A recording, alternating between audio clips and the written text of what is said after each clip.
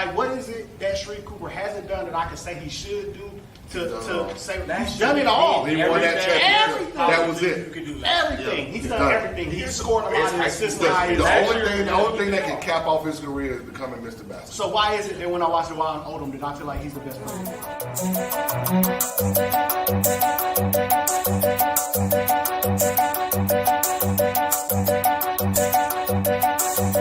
Every time I watch Ryan Odom play, I feel like I'm seeing something special. Like I'm seeing something that I'm not gonna maybe not see again.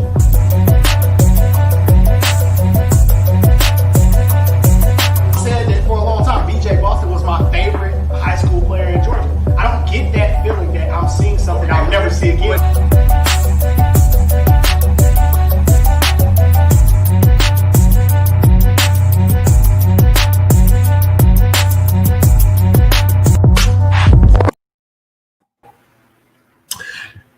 It's the Love the Game podcast. Sucker Free Sunday. Y'all know what time it is. We're in the building. Bryson here. What's good? Chilling. What's going on? Huff, what's good, homie? What's good, man? Mr. on Thursday, Big Dog Swain came in here Thursday and gave us some gems, man. Swain told us what it was like to play in the real Big East, the Big East, Big East. The Big East when they played their conference tournament in the Madison Square Garden, huh? Told us some Madison Square Garden stories. Told us some tough juice Caron Butler stories. Gave us some gems on what it's like to play for Coach Calhoun. It was some good stuff. I hope the kids paid attention because they the ones that really was going to benefit from that. To be real, when we talk about what it's like to play for a coach like Coach Calhoun, I feel like the kids had a lot to walk away from with that. Yeah, I just gotta hope they listen, man. I mean, right now though, Bryce look like he ready for a 1-4 low. Let's get out the way though. I don't know. I'm chilling today. I'm off. I'm completely off. We have no games, so I'm chilling. Nah, Bryce. I'm gonna go stand in the corner, dog. Here it come, dog. I'm teeing you up. The Portland Trail Blazers, they might have a chance to beat the Lakers.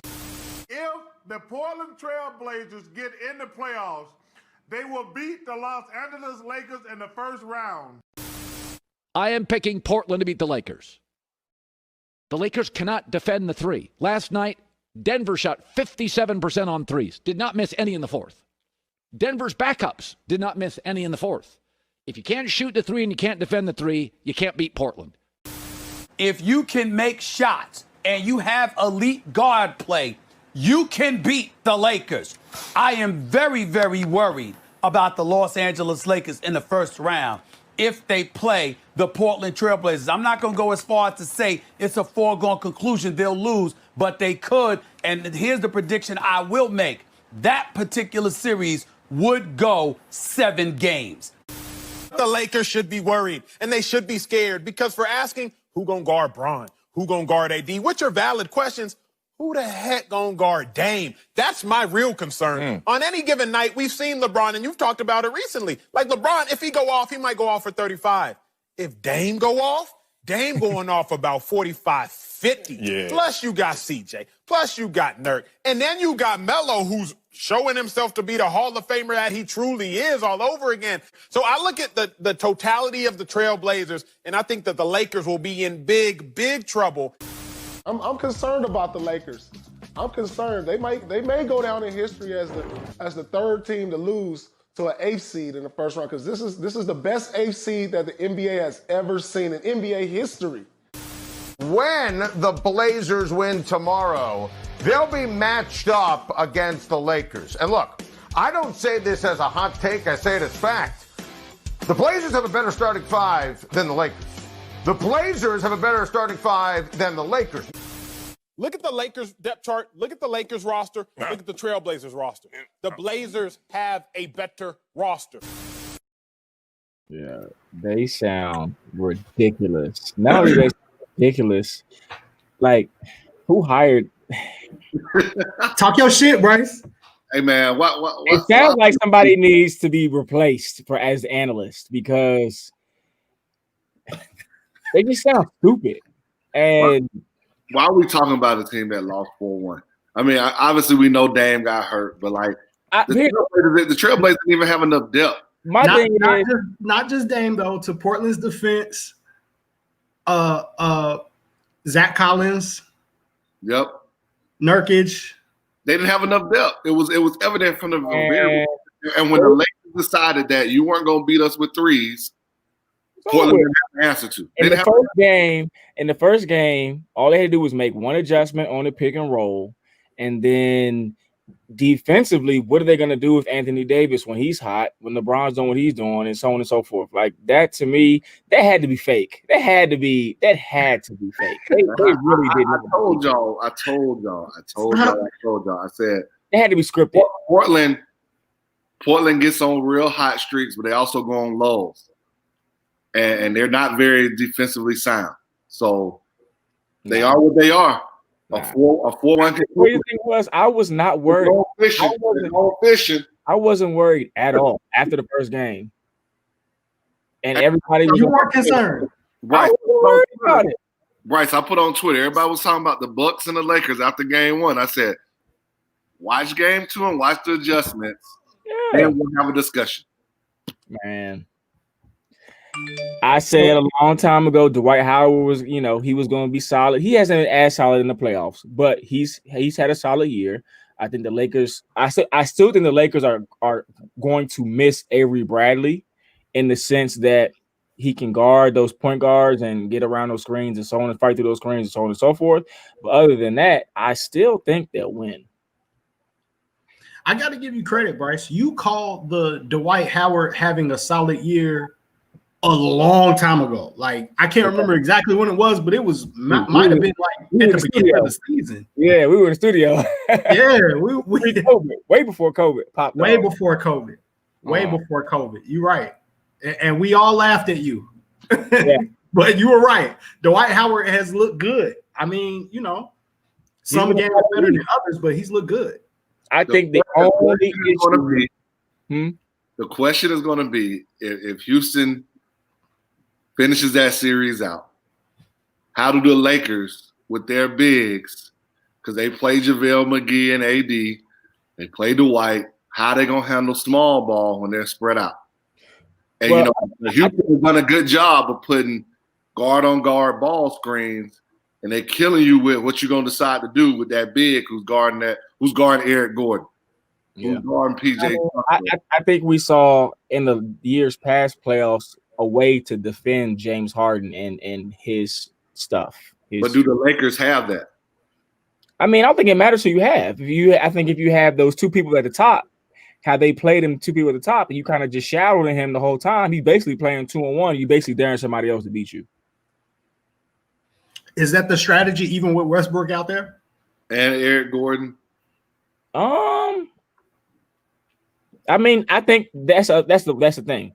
The first game is always that game where you see, okay, I feel you out. So maybe I play you straight up the first game, and then I see how bad or good it went, and then I make an adjustment, and then I see it.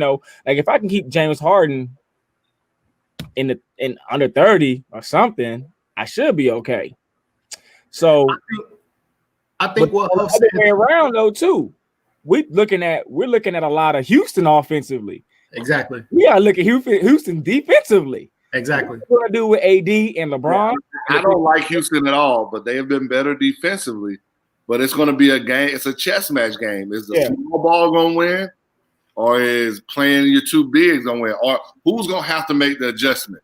Will it be Houston to go big, or will it be LA to go small? I think the Lakers are probably going to have to do a little bit of both, where they have maybe two bigs in at one time. I'm going to say something that might not be well received. I don't know. I'm going to say something that might not be well received. But the Lakers better get somebody other than LeBron or AD to step up. Oh yeah. It's supposed to be Kuzma. That's not the part. That's not well received. And I think that hopefully Rondo will be back. I think Rondo's going to be an added piece. They need another point guard. So they got through this series without having Avery Bradley or Rondo. I don't think they're going to be able to get through another series without one of them. They got to have one of them. Yeah. I saw AD on a lot of possessions bringing the ball up They gotta have offense. Yeah, they gotta have Rondo, and then they gotta move. They gotta move. What's his name to my guy from Texas A&M? They gotta move him to the wing. But see, y'all still my point. Somebody has to step up to make consistent shots. It's got to be Kuzma. Kuzma. Actually, you know what? I've been watching KCP, and he's been shooting the ball pretty well. He's been better. But when you're getting nothing from Danny Green, nothing. Yeah. Nothing. Yeah. Nothing. I mean, all of them are shooting. But you know, here's where we can also throw in Dion Waiters. I'm done with Dion Waiters, man. I saw that dude like laughing on the bench. I don't think he's locked in, man. I just don't. I mean, they went in there 4-1-3-1. Man, this was last week we was in our fourth game one Sunday, and one of my kids and Locke is in here, but one of the kids on my team started joining on one of the kids on the other team. Shit, I started laughing too because that shit was funny. The kid had sideburns. Hey, I know LeBron. Yeah, he really do have sideburns. I know LeBron is Dre's guy, so I got to ask a question. Right, doing bottle flips.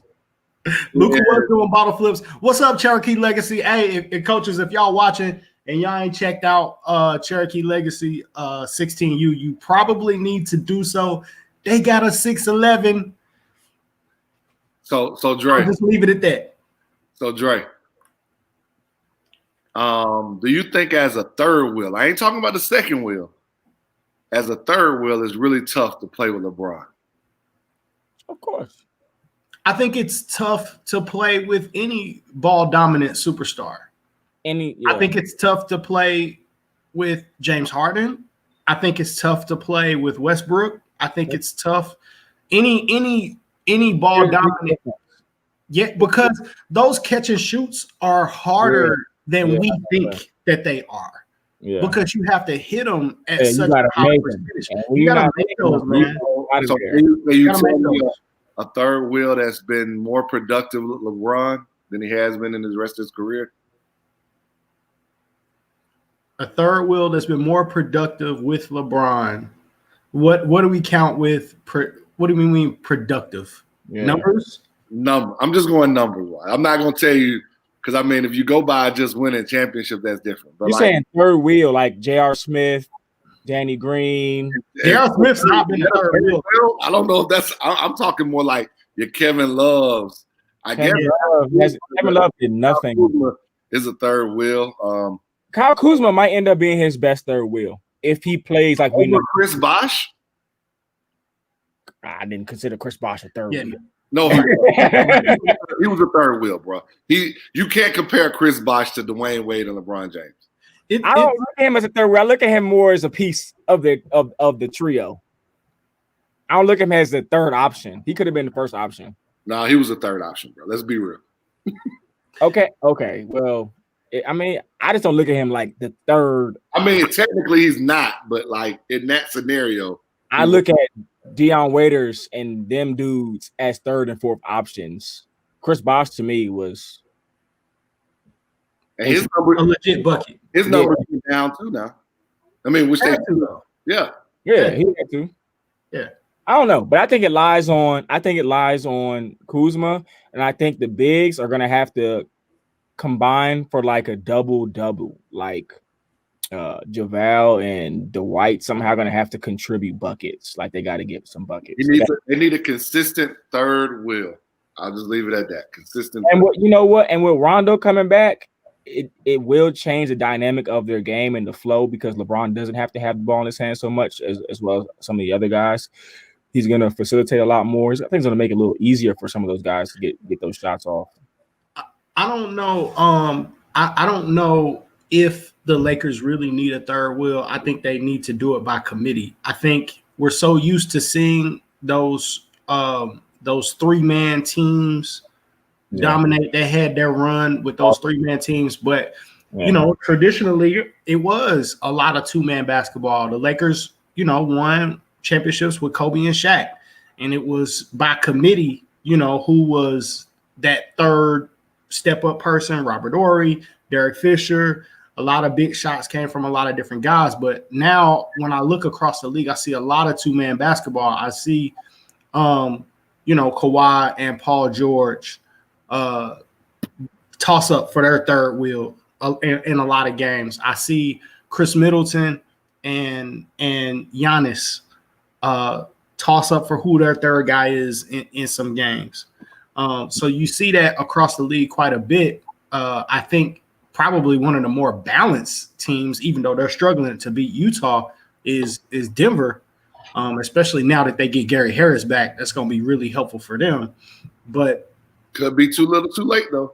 Could be too little too late. I think the 1-2 punch of LeBron and AD is going to end up being too much. Here's my only issue. And it's a lot. I'm not saying they're going to win, and I'm not saying they're going to lose. I think you're saying they're going to lose. No, I'm not saying it. I think it's betting towards more the losing side. I'm Bet saying the house on it, Huff. What we saying?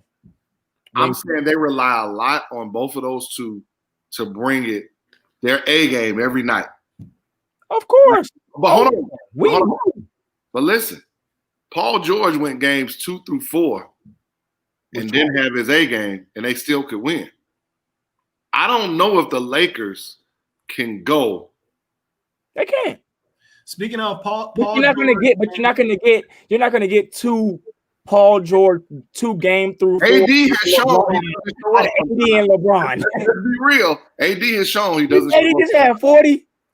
But you gotta listen to me. I'm not talking about what he just showed. He has shown he doesn't show up sometimes. Hey, and if you do it playing with LeBron is gonna murder you. You're going to get murdered. So you basically saying you leaning more towards the rest of the playoff teams contenders to beat the Lakers versus the Lakers. I'm not saying. I just said they have to get more. They got to get more consistency, and if they don't, they're apt to be upset. That's what I'm saying. So they're beatable. They're beatable, but I think everybody's beatable. I mean, it's not like we were saying when Golden State had everything going, we knew they were going to the finals. Yeah. We knew they were going to the finals. Yeah. And even then, let me take that back. Even then, we do realize that maybe they were a Chris Paul hamstring injury away from getting beat. They were a Kyrie Irving injury away from losing the finals. Before the finals now. I'm talking about before the finals. True that. They were a Westbrook KD meltdown from getting beat as well. That's why I think what's my guy? I can't think of his name. Bald head guy used to play for the Nets. Richard Jefferson. Richard Jefferson said to win a championship requires a lot of luck. Yeah. He was talking about Toronto in this instance. Like, as good as Toronto was last year, that ball had to fall versus Philadelphia. And there was an Achilles and a ACL injury that. Yeah. Because KD came in the game on torch mode. Yeah. It was looking ugly when KD was cooking before the Achilles injury. I just don't see LeBron not winning. I don't see it happening. They need to win. So I want to look at playoff picture. They get Houston if they win. They'll get Houston if Houston wins. I don't think that series is interesting. Hold on. Who's Houston playing right now again? OKC. I don't think it's Houston. Here's something I'm gonna say about that series. Houston's up 3-2 right now. Here's what I'm gonna say about that. Okay, they'll probably win that series. They're gonna close them out. Yeah. We can talk about how we feel about why the NBA. Huff's gonna try to act like that they don't miss Schroeder in Atlanta. Go ahead, lie about it, Huff. I don't. I don't miss him. You hear this? He'd still be a steady backup. He would be a steady backup, but the question is, it's not on a playoff team. It's a lot easier to be a backup in OKC than it is Atlanta. He's starting on a playoff team. What you mean? What you mean? Congratulations, Dennis Schroeder. Congratulations. Played himself. I hate that man. Stop. I'm not hating. I like Dennis Schroeder, but there are some people who cannot handle the ATL, and I'm going to keep saying that. Are we going to keep saying that? Never mind. I ain't about. That's why people, when they draft people, especially if they're coming to Atlanta, can they handle those Atlanta? So would you rather have him and Luka, or no Luka, no him, and Trae Young? Again, I Hey, look at his face. I'm kind of leaning more towards Schroeder and Luka. Can Luka and Schroeder even play together? That's the question. We don't know that. Luka getting beat by 20 right now. What do we say about And that? after Luka had the great game, I like Trae Young. I like Trae Young. horrible game he had next. No, I like Trae Young. I just don't like when Trae Young shoots from half court. That's really annoying to me. But you I can't don't game shoots from half court. See, we have. I don't like that either. Okay, I want to make sure. I just want to make because everybody want to, we prisoners of the moment. No. I don't think you can win with those shots. I would agree. I think that they allow him to do it because one, his size, two, because he's a superstar. Like, I don't think you can win games shooting from half court. I agree. I don't think some people can win games shooting from half court. Well, Golden State can. Atlanta can't. Well, Atlanta's roster is not built to win, period. So until they improve the roster, which they did at the end of the season, they made slight improvements. People are discrediting a couple of moves that they did to improve their team, which you won't see the dividends of until next year. Huff, are they a playoff team next year? With the right vets they get, when they go get your boy from Washington that they want to try to get, I don't even know his name. The 6'9" dude, Bertans or whatever his name is. Bertans. Yeah. See, hey, Kawasi brings up a good point about Steph, and I don't even want to get into this argument because Kawasi, my argument is that people undervalue Klay Thompson. They undervalue Klay Thompson's role in them winning while Steph gets to do that type of shit. So now I'm going to go back to why you're contradicting yourself. How? Because you can't compare Atlanta versus Golden State right now. You can't compare Trae Young versus Steph because that's my point. Because you don't have a Klay. Because you don't have a Klay. You don't have a Klay. Well, you might have a. He got a Kevin Huerter. What's his name? He's no. Stop. I think Klay Thompson gets slept on. I think Chris Middleton is a much bigger part of losing next series. So I'm going to say that. Who? The Bucks are losing to Miami Heat. So I'm. Oh yeah. I could doubt it there. I think people sleep on what Chris Middleton brings to the table. As far as Chris Middleton, I'm big on what Miami's doing. Miami's tough. Miami different. I like Miami. I do. And the Bucks' MO is that we're going to give up threes, and then you start letting Hero and Dragic and them get threes because how you guard the pick and roll, that could be a long series from Milwaukee. I agree. And Kawasi, I agree. I feel like some people can win shooting those shots. But it depends on your team. But here's the thing.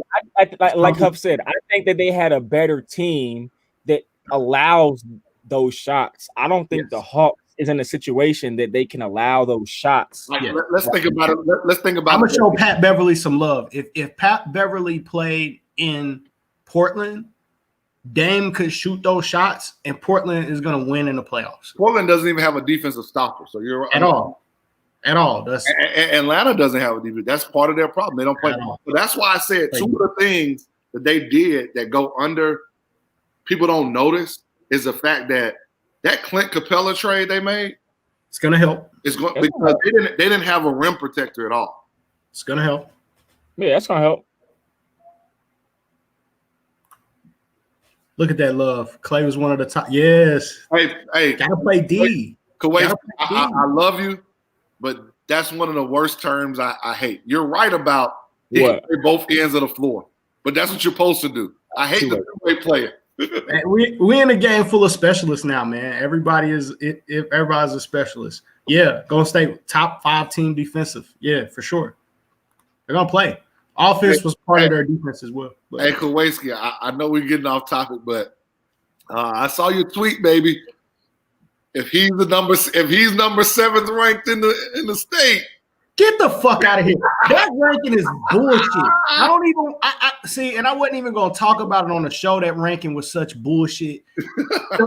Man, he will murder some of the kids. Those are little boys. There are some people who rank ahead of him that are little. You have it pulled up. You have it pulled up. Man, I don't believe in those rankings, man. I don't want to give credit. I don't even want to give credit. Back in 2013 when I had 3 dudes, like it's motivation for me. That's all I don't even want to give credit to it. I don't want to show it, and I don't want to disrespect nobody neither. I'm just saying that we should put more respect than that on Kawasi's name. Like some of those kids ranked ahead of him. Those are little kids, bro. That's not on his level.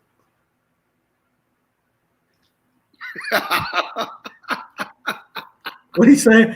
I got that bulldog over here slobbering at the mouth. Yeah, that's why you use this motivation, big dog. He should be. And I remember Mario Mays telling me about Jaylen Brown and how Dez used to have him slobbering out the mouth. He would say, "Hey, that dude supposed to be better than you." And he couldn't wait to match up against that dude. So can I ask y'all a question though? Speaking on these rankings, we gotta get Kawasi on the show. So what about kids that come in that weren't ranked and now they become ranked? They worked. I mean, you're gonna say congratulations, but if that's your end goal, to me is, I mean, I'm gonna tell you, congratulations, you're ranked number 20. I don't think that was anybody's end. Rank number 20 even mean? To me, it means I don't even think you can go in with the mindset of being ranked. I think you can't. That doesn't work. You have to go in with the mindset of being a better player. I just asked the kid, "Hey, how many McDonald's All-Americans do you see on the floor in the NBA playoffs? Count them up." Yeah, true. Count them up. Let's not get carried away. Not saying that rankings mean nothing. I think it's fun. So you think those rankings are going to affect the McDonald's rankings? Is what you're saying? Now, I do think those rankings do affect who gets to play in some of those. Not the ranking that we're talking about, though. I don't think anybody's reading. I don't think anybody's reading. Other rankings do. But that doesn't, to me, who plays in that doesn't matter either. And plays in what? I think the ESPN joints matter as far as McDonald's and all that shit. I think that shit matters. I think it comes down to votes anyway. I don't think it has any. Well, just show me production. That's all I want. Against quality competition. Production and are you a winner? Don't. It's a lot of people. How I think we are disvaluing kids who win, and go back and look at kids in high school who did not win and see how they produce at the college level. I think you would be shocked to see those kids didn't really pan out sometimes. But that's the problem, though, Huff, when it comes to a lot of this shit. We lose sight of kids once they get to college. We celebrate them so much on that commitment, but when they get to college and don't do shit, there's no noise behind it. They just transfer quietly, multiple times. There needs to be noise both ways. Whether the kid didn't put in the work, he's not willing to grind it out and realize I'm not going to step in and be the man when I go to college. There needs to be noise to say maybe we didn't choose whoever the we are in his process, didn't choose the right place that was going to develop him. And maybe there needs to be noise on the other side to the college coach that says, you didn't do a good job on your end. Because it's got to be something better than what we're saying right now. With 900 plus transfers in the transfer portal, I don't even know how many are still there. So I wonder how many are still there and what they're doing if they're still in there. Last time I checked, it was still up there. So what do you do when you're still in the trend? You quit basketball? No, realize that you're not a Division I player. And then you drop down to NAIA or something. If you can find a home. JUCO. If you could, there are several divisions. You know JUCO. I mean, that went JUCO. We just gotta realize what you're stepping into when you go to a program. Do your research. Please do your research. That's all I'm saying. 100%. I think Kawasi at 7 was disrespectful. That's just me. Motivation. Hey, we're playing right now. Motivation. I can't pretend to be, on the bandwagon, or you know what I mean. But that was disrespectful to me. I do know who was in the gym in Macon for the state championships at a Corey Black camp when most high-level players would have chosen not to be. I do know who was there because I was there. We got to get that camp thing though, Kwesi. We got to get Kwesi on the show. We got to promote the open run and stuff that he's having. We got to figure that out. Got to show love. I would agree, Kwesi. A lot of people, and Locke says it all the time. A lot of people never respect our kids solely based on location. A lot of people never get outside of 285, man. Yeah. We got to open it up. But, hey, man, Love of the Game podcast is here. That's why we here. This is the problem that we solve, man. We opening this thing up to show love to kids nationally. Kwesi, where is that kid from Howard High School in Macon? How does he – if maybe he does have maybe he's committed somewhere.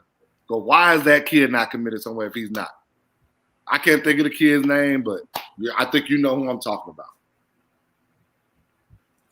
We got to find it.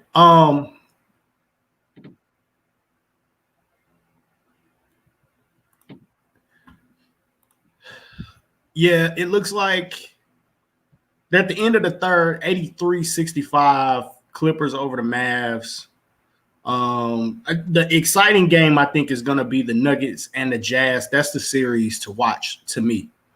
That's the most competitive, back and forth series. I could see that going, either way. And I think that next round is going to be a dogfight. Whoever the Clippers get, that's going to be a dogfight. But hey, are we going to finally get there and get to high school? Are we going to finally put some respect on two dudes' names that we rarely? I think we tried to a little bit last year, but we don't. We do in a way, but we don't. Like, number one, what I mean by that is Brad Stevens is one of the few college guys that has really produced at the next level. Number one. And number two, Nick Nurse. Nick Nurse, the job from an NAIA coach to what he's doing right now. I give Nurse. Nick Nurse, yes. And not that I'm dissing Brad Stevens. You just dislike Danny Ainge. Take Danny Ainge out of it, man. Nah, it has nothing to do with Ainge. No, great. I'm saying roster. Like, what have they accomplished to where I'm praising Danny Ainge so much, considering the roster that he's had? I'm just saying. All I said was think about college. I'll give Nick Nurse. That made the step to NBA basketball. A lot of them have not succeeded to the success of even Brad Stevens. I'm sorry. Okay. I'm not calling him the greatest of all time. I'm not saying I think he gets a lot more credit than most because he came to college and that he was big on stats and analytics. And at the time, he got into the league and it was all about analytics. And I think he got a lot of credit for that. I don't think he hasn't won like Madre said, he has a roster. He hasn't won. Nick Nurse got a championship. I didn't say was he there are levels. Greatest. There are levels. I said a lot of people say he's really, really good. And I don't necessarily agree with that. But I will say that he's one of the here's why he's one of the best out of timeout coaches there is. Is Brad Stevens a better coach than Eric Spoelstra? Probably not. No, I don't think so either. But I think if you ask the general, is he top 10? Remember when Bryce said, "Am I top 10?" Is he top 10? Is Brad Stevens top 10 as a coach? I don't think Brad Stevens. Let's go down to top 10 then. Let's go down to top 10. Is he top 10? I don't think top 10 of the NBA. I don't think he's as good as Nick Nurse. There's one. I don't think he's as good as Eric Spoelstra. Eric Spoelstra, that's 3. All right, that's all we got them. That's 3. I don't think he's as good as Rick Carlisle. That's 4. He's not as good as Rick Carlisle. All right, come on. What we got? Is he as good as Mike Budenholzer? I could give. I'm not a huge Budenholzer, but what has Budenholzer done either? I'm not. That's not what I'm saying. All right, so we still have 4 because you're not counting Budenholzer. What's my man's name in LA? He's not as good as him either. Frank Vogel? Frank Vogel, yeah. I don't know that he's as good as Vogel. I don't think he's as good as Vogel. For the simple fact that Vogel's got LeBron and he has to deal with that every day. I mean, but Vogel was good to me before he got that job. With the He's a respectable coach. Yeah, I think he's solid. I mean, I don't. You guys give Brad Stevens. Look at him. Hey, I'm so disrespectful. I'm so disrespectful, dog. I'm not saying I'm so Frank Vogel is bad, but I'm saying like he's not. I'm not just gonna sit here and say, "Oh, I'm taking Frank Vogel over Brad Stevens." That ain't all things being equal, roster being equal. You guys just give a lot of credit to Brad Stevens. We do. We get and don't get, I'm not shitting a lot of credit to Frank Vogel.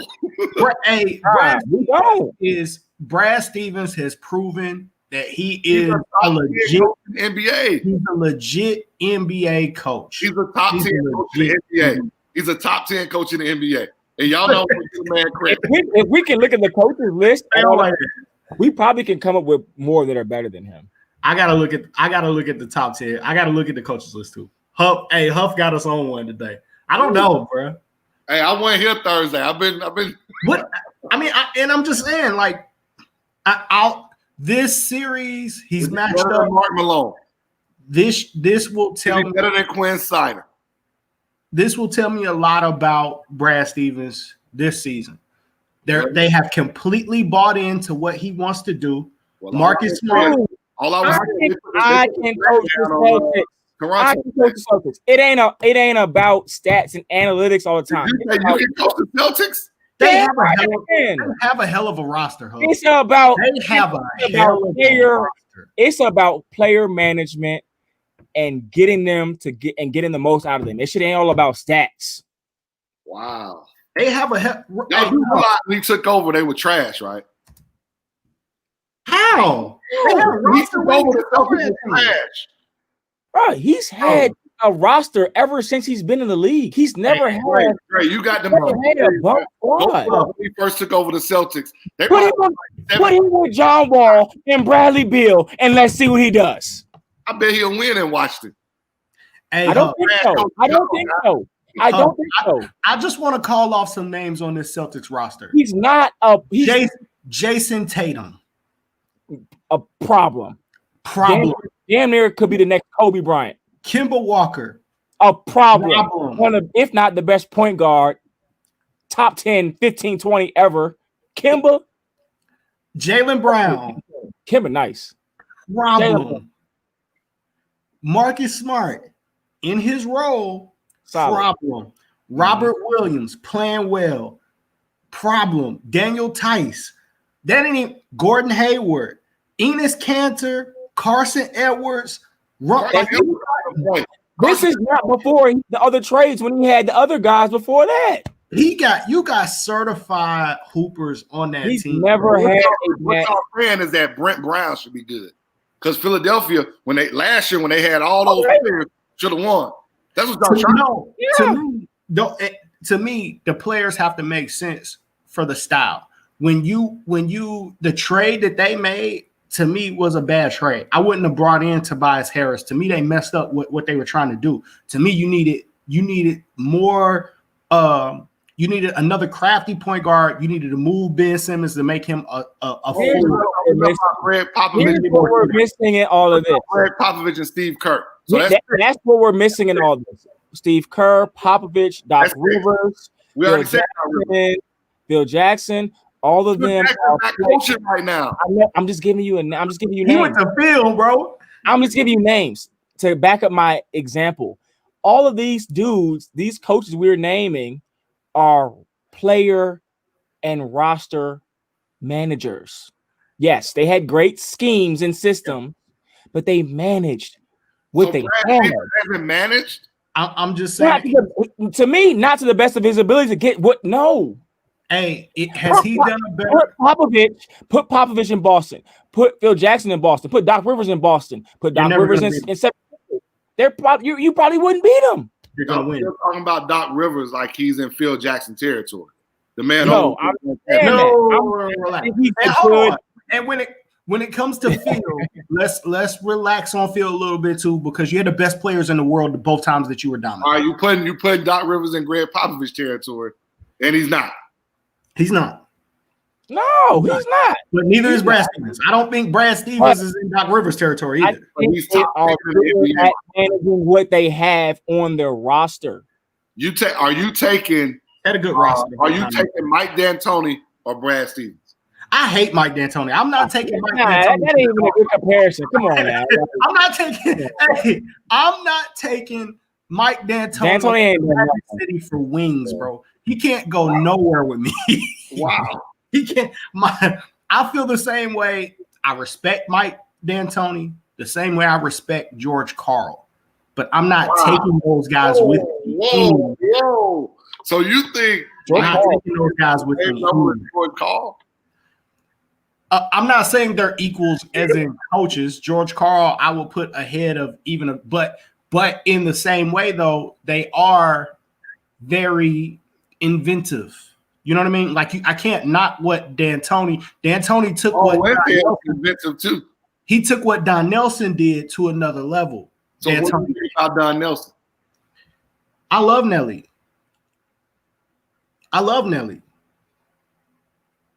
There seems a butt coming. No, I love Nelly. Nelly can definitely go to Magic City with me. I'll pay for his wings. If you're a GM, if you're a GM back in the day, you hiring Don Nelson? Depending on what team I got, yeah. You hiring Larry Brown? Depending on what team I got. I know I got a 3-year window. That's about it. Right. Okay. Hey, let's get to some high school hoops. Hey, I want to know, Huff, if this happens to you in a game, I want to know what you're doing, bro.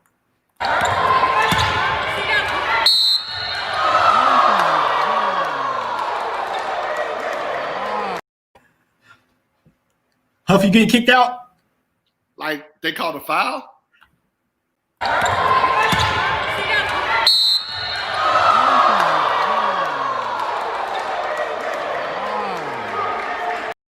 That's a high school game for the second half. No, I can't get kicked out. Hey, that's 39-35. That's a horrible call. That's AAU officiating, dog. Bryce, what you doing, bro? Hold on, can you replay it again? Somebody send me. I already know what Bryce doing because I've seen Bryce almost get a tech for way less than that. Like last week, Bryce was going crazy.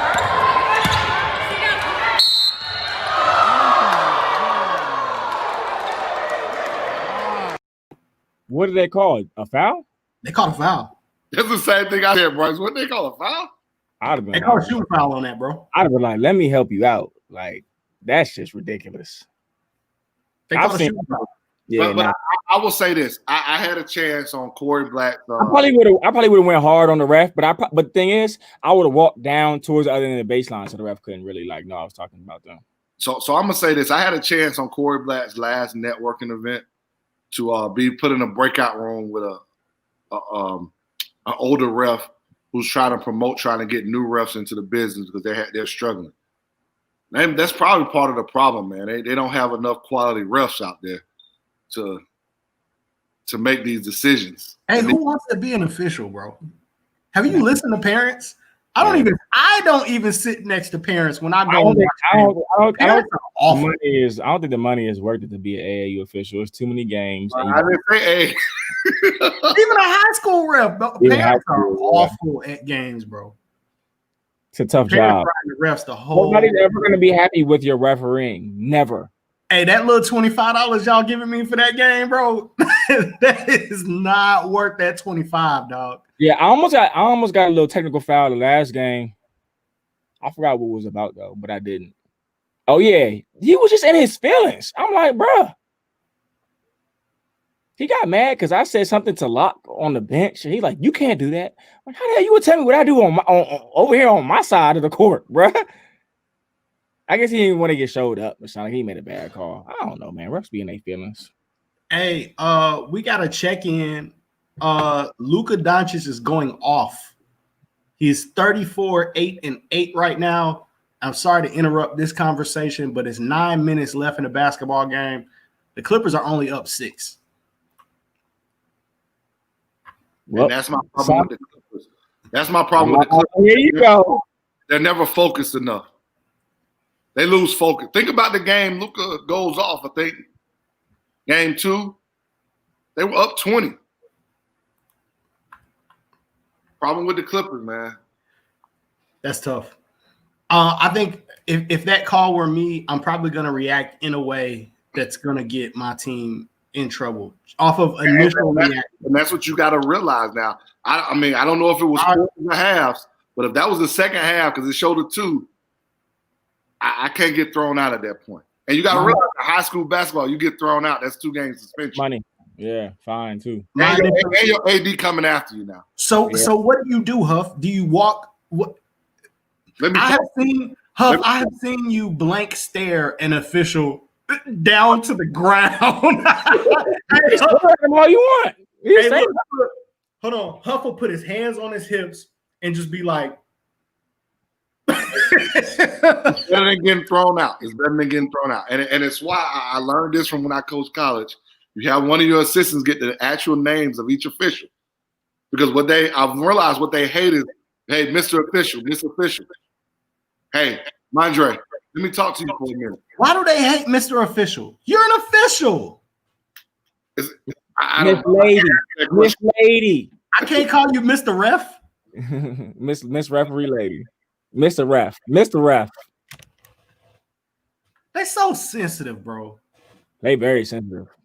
They so sensitive. My thing is, especially with varsity games and high-level AAU games, my thing is if you've never done it, but if you're not experienced in it, you shouldn't be doing like the highest level 17U games because you're probably calling things that, you know what I mean? Like you can tell the officials who really don't have a good feel for the game. Yeah, like if you got these showcase games, these showcase teams, you probably need to have referees that are on that same level as well. They can at least call a game consistently. I'm not saying you're going to be right every time, but that's all we ask. That's the biggest thing. It consistency. Don't call it, consistency within the crew. You'll have one ref that calls his side of the floor consistently, but his homeboy on the other. And the other thing is the referees never switch sides, so you're constantly gonna get beat up on that one side if it's against you. Like it's over with. Like so, I used to rotate. So, and I actually prefer 2 referees over 3. I do too. I'm not with y'all on that. I don't like 3. I think 3. I think they press to make a call because they only got a smaller zone. Not the good ones. Not if you got a good 3-man crew. Yeah, I don't like that shit. Yeah, I don't. Give me two, and let us battle in the paint. My kids come off the floor. They like, oh, it's getting real down there. That's what I want to hear. Shit, we want to go to work. You had a kid go to work. Who? Perry had 30, 36, 38 against Georgia Stars. Yeah, he did. 36. But that one in the paint. Hey, I want to shout out. Honestly, it was in the paint. It was on the 3-point line. I know he hit some threes. That's why I was at. I wasn't taking a shot at him. 2023 Georgia Stars Chase Clemens is going off this weekend. Had a couple of 38, 39. Had a 38 and then followed up with a 39 this morning. Good player. Could be trouble for you, Huff. He's in Mount Vernon. I heard Rideout been cooking up there the battle of the state, battle of the Georgia State, whatever shit. We never said Rideout wasn't good though. Yeah, I didn't know we weren't the people that was saying Rideout wasn't. Who said Rideout? Yeah, let's be clear. There were people who were saying it, but we were not one of those people. Who said Rideout wasn't good? So he could go tweet at him because I know he will. He's probably gonna tweet me in a second too. Rideout hooping. And I like for kids to finally, you know what I mean? Finally get over that hump, man. Yeah, Rideout had a couple of good games. I watched him play I watched Rideout play in South Carolina at OTR last week. And I saw him one game. He looked pretty solid. He looked solid. Man, he plays the game the right way. He's not going to always be the top scorer. And I think, again, we go back to what we talk about. People only tweet about top scorers sometimes. So for sure, we got to be able to respect more about the game than that. He's been getting a lot of tweets though. Yep, he's been getting a lot. But now no disrespect to him because he should have been before, but a lot of it was because he was able to score more. But you know what? What I like to see, and has nothing to do with him completely. This is just a side statement. I like to see 16 and under kids play 17 and under, and I like to see how well they fare. And that tells me how good that kid will be, and will be. I want to talk about this real quick. And speaking on, I'm right on point with you, Bryce. Zacho Littleton has been playing 17U all summer. Zacho Littleton played 17U with me as a rising ninth grader. Nobody knows that. Now, he could play well all summer. He was smaller. He was getting beat off the dribble sometimes or whatever. Offensively, he was the same pretty much, but you could see, okay, this is what he needs to work on. He need to get stronger. He need to be you can see that stuff. So for me, I kind of like to gauge that sometimes to see how much a kid can hold his own at the 17U level. And then for me, it says, okay, this is how good the kid really will be in the next year or two. It also tells me that 17U, more than at the lower levels, the game isn't so mucked up all the time.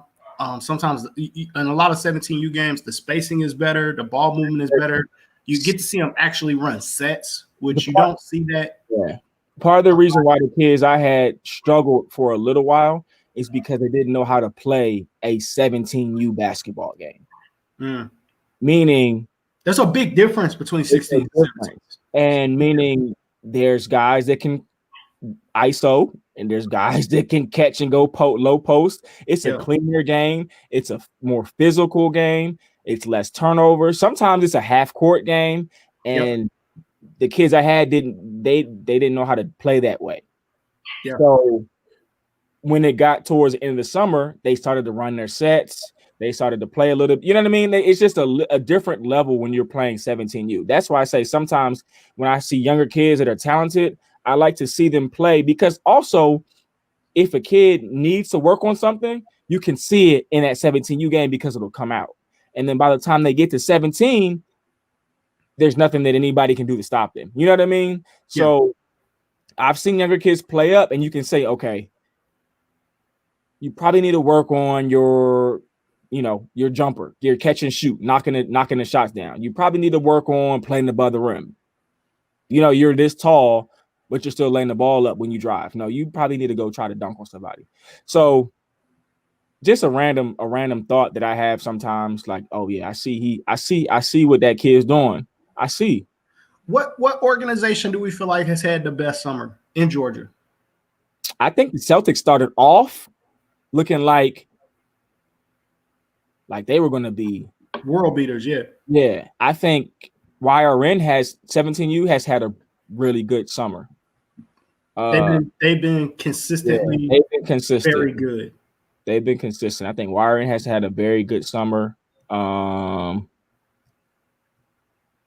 Your boy Travis has had a good summer, man. Yes, he has. He's played well.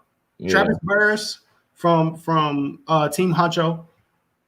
I forget that we got to call these names out sometimes because we got people from all over watching. But Travis Burris, a 2021 kid, plays for Team Honcho, South Cobb High School. Had a really good summer. I guess AC Georgia has had a pretty good summer. They have 2-3 Division I kids. Yeah. Although they lost in the qualifier. Got a shout out to RJ Nord. RJ Nord. They probably should have got an automatic bid too, but probably. Yeah, that's tough for them. Yeah, because what happens is you play 2 or 3 games and you get tired and the kid checks out, and next thing you know, buzzer beater happens. It happens all the time. It's like March Madness. Hard to let your kid play up Yeah, that's true. Kid, yeah. If he's not known, it is. If he's known, that was my thing. If he's playing well, he's probably known. Let's see what he does. 17U. But it's about fit and opportunity, though. If you have a good relationship with a good program, you know, they might let you rock out. Right. And it doesn't necessarily have to be the biggest program. It don't have to be like your premier program in the state. Hey, because you just go get some run in with somebody else playing the oldest age division. Okay, this is the game speed. This is how it looks. Let's see how you fare. And don't be afraid to go independent. It's really no different than varsity. Independent programs have had a good run this summer. Independent programs have put on. Independent programs have had a great run this summer, beating shoe programs. Oh, you know who else had a really good summer, I think, too? Was Team Dickerson. They had a really good summer, yeah. Team Dickerson had a good summer, yeah, for sure. I think, and this is nothing against, not to like toot anybody's horn, but I think that a lot of teams saw what we did last year. I think a lot of people have seen how good independent teams can be and how good independent basketball can be. For sure. And this year, you see a lot more independent teams like popping up, or not even necessarily popping up, but just being more. They're better. Like they're better this year. Had to flash this comment because he's 100% right. George, you are 100,000% right. Josh Reed is another kid like Zacho Littleton. To me, I've seen him play multiple 16U games, multiple 17U games. Every 17U game I've seen, he played better at 17 than he did at 16. And that's the other thing. That happens sometimes too, where kids play up and they play better than they played when they played with the younger kids. So I didn't know that kid was 16U. He's only 16? Yeah. Oh boy. I've seen him play multiple 16U games. And he's gonna be scary then. But it's, to me, and Josh Reed is another perfect example. Like Zacho, when the ball starts moving better, when the spacing is better, you know where your shots is going to come from. You don't have to force as much, more drive and kick opportunities for those guys that know how to play. Yeah. I think that's just a bigger difference with 17 sometimes than 16. That brings more teams, more kids that know how to play like high level basketball. For sure. Why is that the issue on 16? Why can't? I think the kids are just younger. I think it's just the knowledge of the game is just not quite like when you get older. Like when I had CJ, and CJ had been, he did post-grad or prep school, whatever. He came back. You could see in his game that he was a mature basketball player. Like I didn't even have to coach him much. He knew when to run the pick and roll. He knew when to drive and kick. He knew when to. I think it's just a maturity thing sometimes. I think, too, from a coaching standpoint, Bryce, I think your mentality coaching a game and other 17U coaches, the mentality coaching a game is different, man. Damon had a valid complaint at one point in time. Team Dickerson was playing the Celtics South. He was like, man, y'all really about to sit on a zone on this little ass court? Y'all really about to play me zone on this little ass court? Like, you know what I mean? Yeah. Whereas on a 17 game, the majority of the time, you're not on the little court. You're on a bigger court. You're on a big court. And I can't lie. When we started to become winning more games, it's because I kept the man defense in my back pocket and I played zone for a little bit and I saved our legs. And then we went man, and I knew that the guards ahead were going to get up in you. For sure. So, you're right, though. You're right. I really hated zone, but to me, 16U, 17U, those kids are a little older.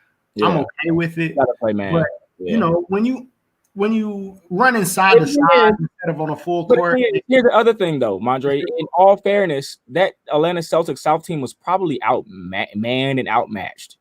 So no, they were huge. They were huge. They were. I'm going to use this example. South Atlanta, when had Derek Favors, they didn't run man-to-man. It was Derek Favors. It was the kid Nick. For some reason, but for some reason, no, it was Derek Favors.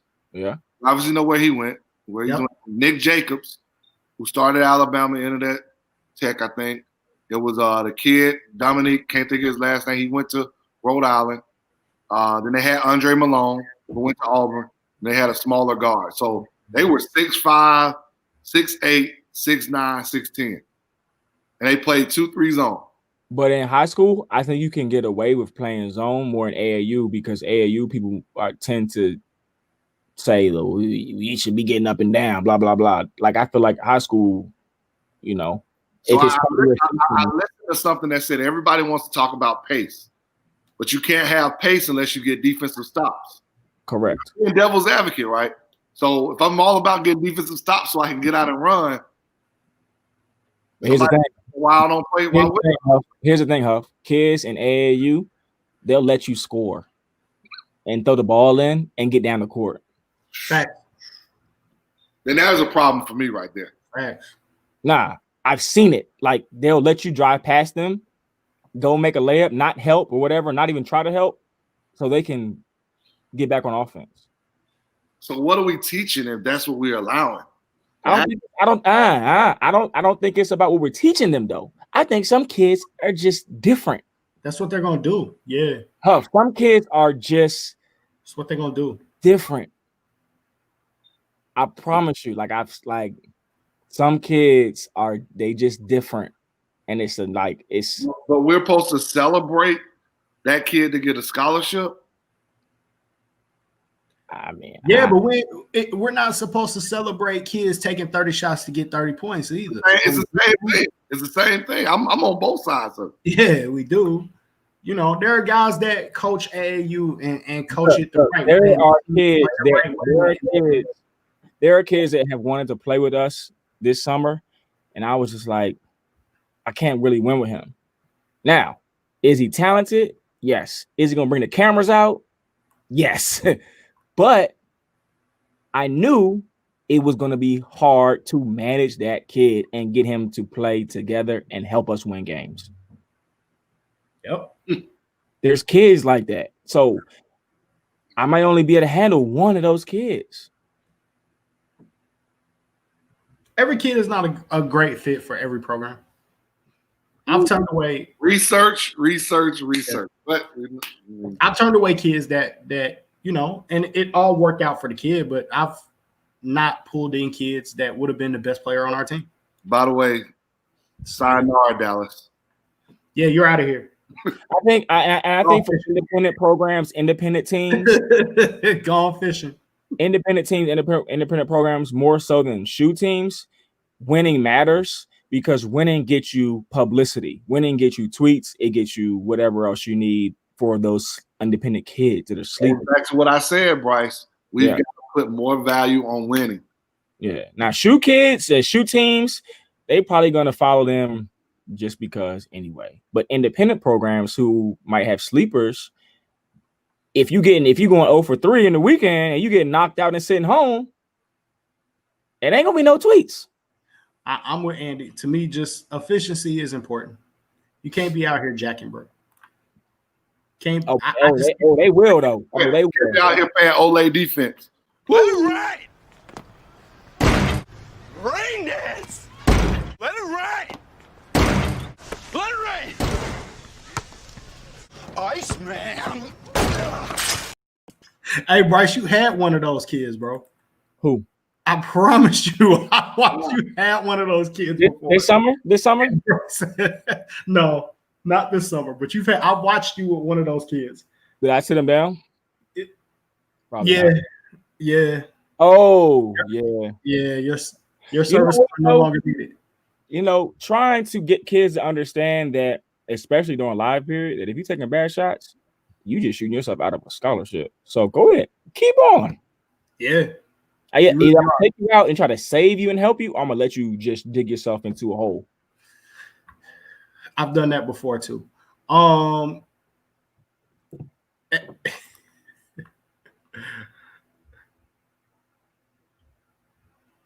them to keep playing well. What do I got to do to get more notice? Love playing defense, but hard to see. We had Mochi on the show a while back, and he was talking about popcorn. And when your time to pop, it pops. Sometimes your time is early, sometimes your time is late. I think that is really important for people to remember. For sure. Because your time may not be time to pop until that kid is unsigned senior and he's playing in front of college coaches or something like that. He may pop early, and you know what I mean? It's just different. I would say to me in Atlanta, I can't speak for everywhere else because we're in Georgia, right? There are far too many high-level camps in Georgia for a kid to be really good and to go unnoticed. I'm not saying it doesn't happen. Of course, we all know it happens, but it's harder to rare. Yeah, it's harder to do here than it is in other places. Rare as y'all think it is. I'm not saying it's rare. I'm just saying it's not easy to do. But if you're in the mix, if you are out there and you're performing well, I think you'll get some notoriety. Yes. Now there are tons of kids that go unnoticed all the time, and they end up being seniors and like, whoa, where did he come from? This dude can go. But I think if you are on the right high school team and performing well, and your coach is promoting you, and then you're on the right AAU team, and then you do two or three camps and you're playing, somebody's gonna see you. And I would say this too. And yes, to answer this question, camps are important. It all comes together between your high school, what camps you attend, what AAU team that you attend. All of that matters, man.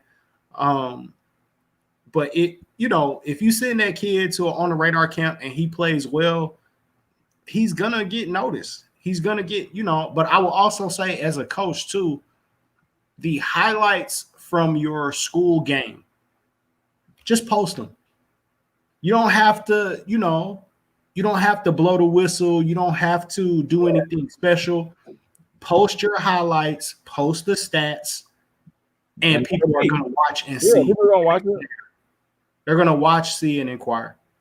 Yep.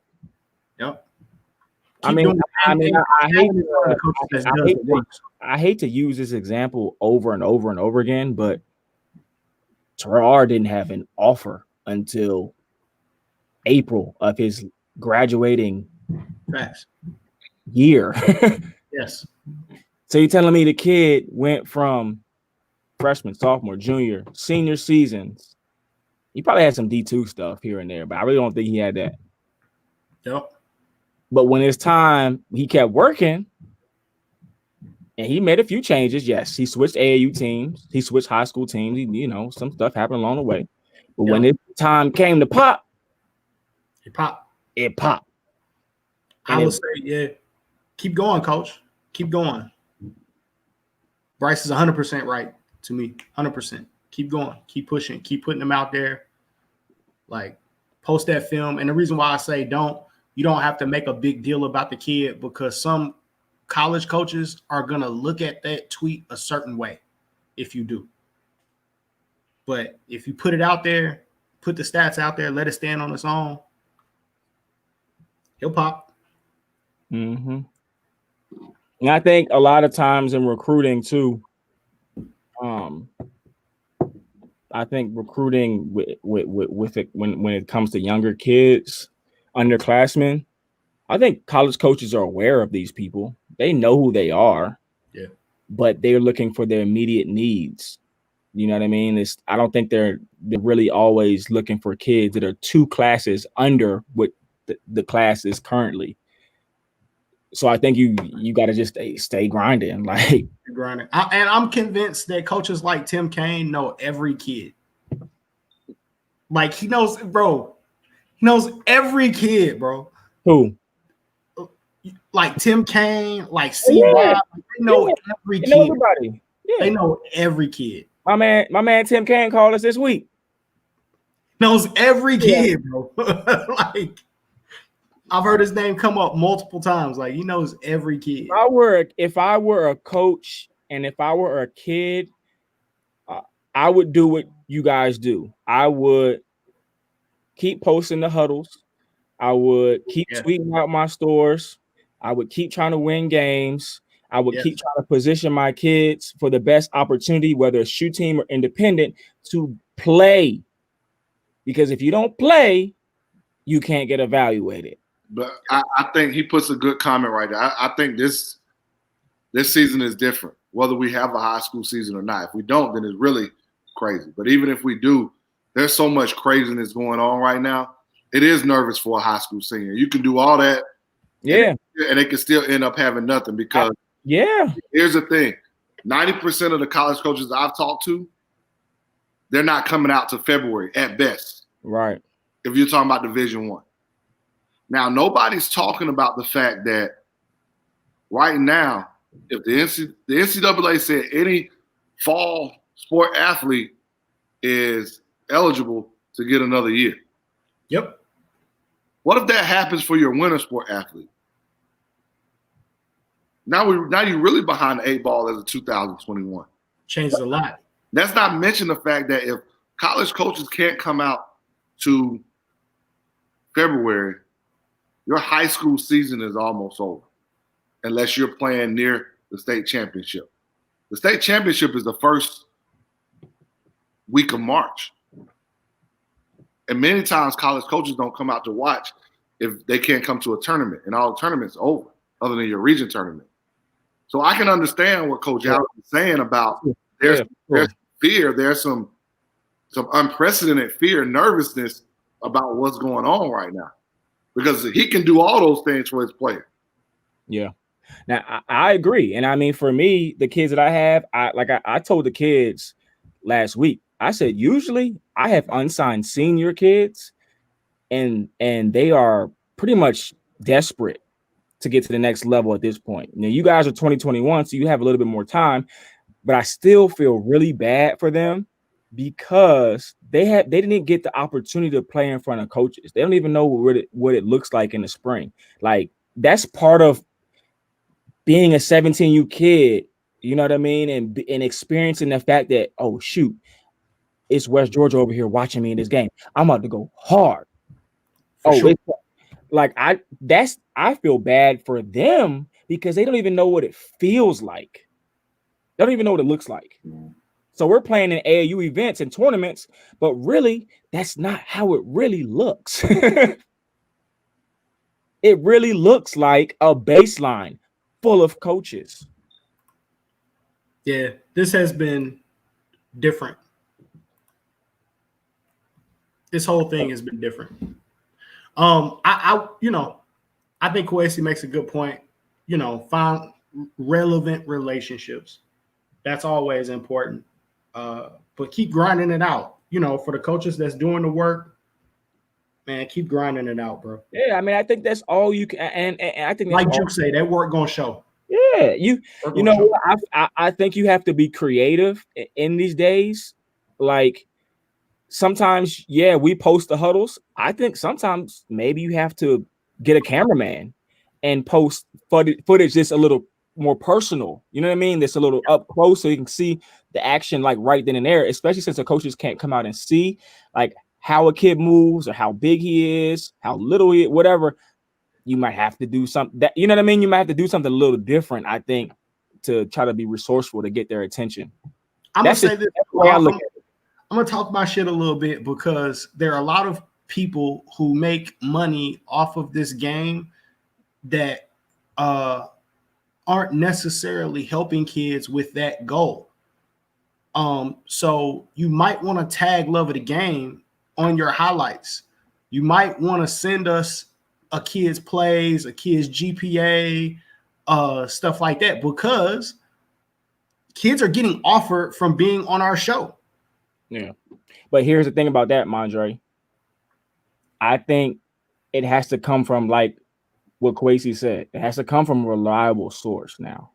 For sure. Your kid has to be signed off from reliable people, I think. For sure. Or maybe not necessarily reliable, but people who have been doing it, I think. Like us, no paywall. I mean, that last comment that came up, I mean, if your high school stats aren't reliable, then that goes to your coach. It can't be putting fluff in there when they watch the film. They don't see you telling me he had a triple-double, and they watch the film and he had 10, 5, and 2. I mean, to be honest, Dwayne, I don't know where you are, but when college coaches are watching film, they're not going to watch your freshman film and then watch your senior film. They're not doing that. I mean, for sure. And I just want to make sure we say this. We say it all the time. You're not gonna fool a college coach. If you pump those numbers and that shit ain't legit, the first thing they're gonna ask you for it ain't no film, 3 to 5 game film, full game film of that kid. And if he ain't really getting, like, they're gonna chart that when they watch that film, bro. I mean, I've sent game film out, and this is how I really knew a coach watched it. When he could come back to me and said, "Man, I really like how you sent me a game film where such and such had to battle adversity in the first half, foul trouble, whatever, and then how he finished in the second half. I had his numbers as 20 points, 7 rebounds, 5 assists." Now you know the kid. Because watching those stats of that game, you're sending him game film. Full game film. Now they want to see that the kid has been battle tested. They want to see that the kid has, maybe had foul trouble. And that's right. A lot of times we as coaches, well, let's just send in his best games. Yeah. Well, one of his better games could be where he didn't score 30. Maybe he only scored 19, but he had to do other things. He had to defend, or he got in foul trouble early. Another thing, when we look at these highlight tapes, man, if that 2 minute to whatever, some people have 5 minutes, that 2 minute to 5 minute highlight film, and I only got 3 games maybe, because you can notice if it's the same court or it's the same team, then it starts to make me wonder. My God.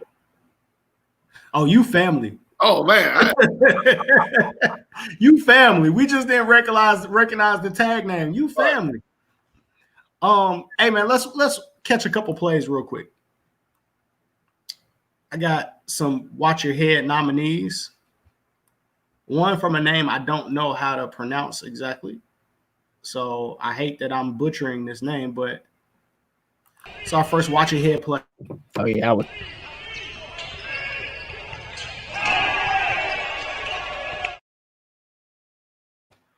Hey, run that back one more time. Hey. That was tough. Oh! That was tough. We talked a lot about. That's a really tough dunk. Oh, how I ain't getting to watch the head? How I ain't get one of my kids on to watch the head? Hey, this is how highlight, Bryce. This is how I know I've been coaching too long. That's Rod Out kid right there. I know the 2 kids that came off the bench and went to the floor. Like, oh shoot, they're gonna get thrown out the game.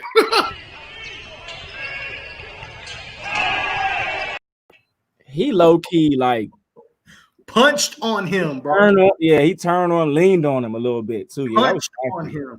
Yeah, that was tough. Punched on him. I got more. Here we go. I think that's an area of he's working on, but I mean he can definitely do that. This is something that I really pride myself in, is going out and finding guys, because everybody hits the main spots. Wow, Aiden Shaw. Let me stop you right there. Is he the most athletic kid in camp? I mean, did that earn him? Is there a trophy available, a T-shirt, a bag, a banner? Can you get him anything for that athleticism? Yeah, no doubt. He's got a highlight, that's for sure. For sure. Wow, took off. Hey, that's a dunk. Yeah, that was tough. Yeah, he threw that. That was bad, man. That was that J.D. Davidson joint too. Whew. Hey, bro. It's harder. They above on the Aiden Shaw dunk. I'm laughing at Buddy that tried to size him up. Like Buddy was in the lane. I still like the first dunk more though. Oh, the baseline? Yeah. He put on a show, man. Shout out to SUV TV. Everywhere. Covering the game everywhere.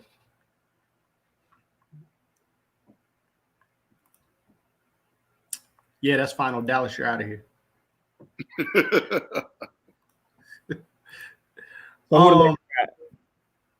That's all I care about. Who the Lakers got? I thought you were a Wizards fan. Postseason, I'm a Lakers fan. Oh, okay. Actually, no. I mean, I'm both. Like Lakers, my team because of Kobe, and the Wizards just the home team. I got to rock with them, unfortunately. But I've always been a Lakers fan since Kobe was like young Kobe. with Shaq. You know, just to keep it 100 with you. I just asked. Mondre's the one over there scratching his face and stuff. I had to leave it open because I didn't know where Huff was going. Hey, he just mad because his team ain't gonna make the playoffs until 2025. I love how people just keep talking. Hey, if y'all team make the playoffs this year, I'll buy you a wing plate if you still eat wings. Oh yeah, I need these. Whoa. Hey, Huff, you wearing these? No. Hey, y'all try to do the homie Daniel Balls dirty though, because y'all tried to say Coach Balls was gonna have these on, bro. Who said that? I would wear those. Chris Watkins, you wearing these, Bryce? Yeah, I wear those. But your feet gotta be straight. You know what I'm saying? You're wearing those for real, Bryce? You know what? I may not wear those because they got the straps on them, but I might wear like the slide. If they had slide Vapor Max, I would definitely wear the slide version of them, but not the straps. Nah, I can't do straps. But I would definitely try them on in the store to see how they looked. Hey, my man is modeling in these. Y'all see how he put the foot up? I wonder, are these real? You think these are real though? Like, who made? You think somebody made these, or Nike really made these? I think Nike. It looked legit. It looked legit to me. I'll have to see how they look on my foot. Hey man, y'all let us know in the comments. Y'all rocking out with those? Vapor Max aren't really very comfortable shoes either, to be honest. They're more for show. Kind of tight, aren't they? He said that's metrosexual. Pretty metro, yeah. Yeah, I don't think if they were a slide version, like slides, I would definitely rock those. Like I would go buy them tomorrow. With the ball, they were slides, yeah, like slides. If they were slides, like slides. Yeah. Vapor Max slides with the Vapor Max on the bottom, I definitely rock. I'm not wearing anything with the strap around my foot. Yeah, I'm not wearing anything with the strap around. But that's I can see Huff. No, you cannot see me. Hey, could you not see Huff on the grill, dog? Vapor Masters with the Vapor Max. Huff rocking those, dog. Y'all must don't know me well. I ain't rocking those, bro. Hey, the Grill Master Vapor Max on. Hey, Bryce, they said you coaching in those, bro. I probably would. Be like the dude from the Upward Stars with coaching those. If it's summer basketball, I wear them joints. Shit, I don't care. Coaching those. He always coaches in slides. You know how he always coaches in slides. Yeah, because you stand up in the gym all day, your feet start swelling, your feet start hurting. You got to let them breathe. I'm not. You know how hot it is, that parking lot walking from Lake Point to inside that gym? Man, by the time you get there, you be sweating. I'm not going toes out if I'm not at the beach. That's number one. Number two, I'm not wearing nothing with a strap around my heel, bro. Yeah, no strap around the ankle. No strap. I'm not. That's not happening, man. He said Mio cheese. No straps around the ankles, but definitely slides. Yeah, I'm not wearing any shoe that could be considered strappy. A strappy sandal. I'm not wearing a strappy sandal, bro. It's just no hate to anybody that would. It's just not me, bro. They might look good though. You just gotta see how they look. You gotta have good feet though. Too. If your feet look like LeBron's or Shaq's, you probably shouldn't wear them. I hate to use the last 30 minutes of our show to talk about bad news, but there's bad news. I'll try to get through it quick as possible. 2020 sucks. Black Panther passed away. Chadwick Boseman. Uncle Cliffy. Rest in peace, Cliff Robertson. I don't know what exactly happened, but we, lost both of those guys.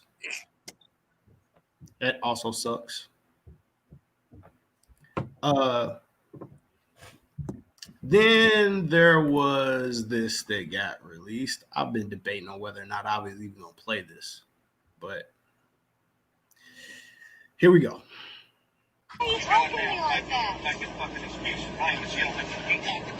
I'm not blaming nothing on you. I'm just...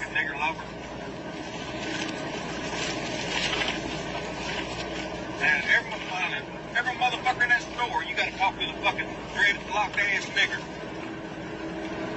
Right there in front of me, like y'all fucking big I didn't think it was a big deal since I was It is a big fucking deal. Well, people fucking see me and see you talking to fucking niggers. And they know that. think society has to come to a threshold where there's some people that aren't worth saving. We need to build warehouses to put these people into it and lock them away for the rest of their lives. Let's put them in jail. Let's stop them from truly, at least some of these males going out and getting 10 other women pregnant and having small children. When we say defund the police, there's a lot of people that like to frame it as an anarchist conversation. But what we know as black and brown bodies in this America is that policing never equated to safety for us. I've never felt protected or served by any officers in MPD or any of the other police forces and municipalities that I've visited across this America. So when we say defund the police, for people who cannot understand the nuances in that conversation, what we're saying is revisit public safety. Create systems that actually protect and serve, not just some, but all. Right now, policing in this America is disproportionately biased to affect black and brown bodies, to cage black and brown bodies, to harm black and brown bodies, but not to protect us. When we say defund the police, it means to revisit public safety systems in favor of a thing that translates to justice for all, not justice for some. When we say abolish, it's the understanding that police are funded with taxpayer dollars. Police stations stand up because of taxpayer dollars. They get new cruisers, shields, etc. because of taxpayer dollars. That means that they are a service. And they're a service that is answerable to us. If they're not answerable to us in the ways that we want, we can demand new service, and that's what this is. Abolish the police in favor of whatever that new service will be, whatever that new service is that resembles justice that the people decide on. Thanks a lot.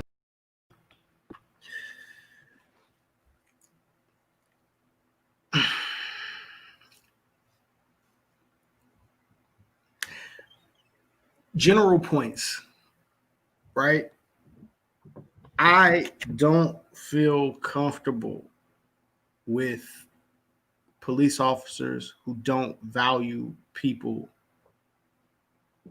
And it is very tough. They have a very tough job. Let me say that I understand that. I recognize that. I've had interactions with police officers that have gone very well and are very professional, as we should expect them to be, the same way that I expect in our interactions with firefighters to go well. It scares the shit out of me when I hear a sheriff or a police chief say some people aren't worth saving. That tells me that there are a lot of interactions with people that you don't need to be in.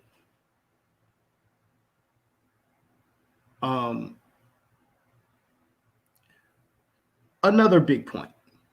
I would say that both voices that we heard, who are one is a police chief, one is a sheriff, the one that there was no visual, just audio, was a sheriff in Arkansas who has been removed, who used the N-word multiple times, arguing with his girlfriend. I would believe he apologized, and in his apology said, "That's not who I am. It was just in a moment of anger, going through something, blah, blah, blah." And he made a statement of, "I am not a racist." I believe that he believes in his heart of hearts that he is not. And he may be right. I don't know him to be able to say that.